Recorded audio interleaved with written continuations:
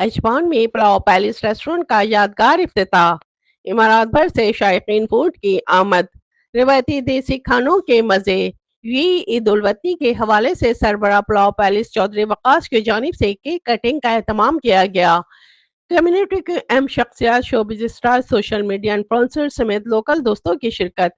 पाक इमारात दोस्ती जिंदाबाद और इमारात सदा सलामत रहे के नारों की गूंज में 53वीं ईद उल वतनी का केक काटा गया।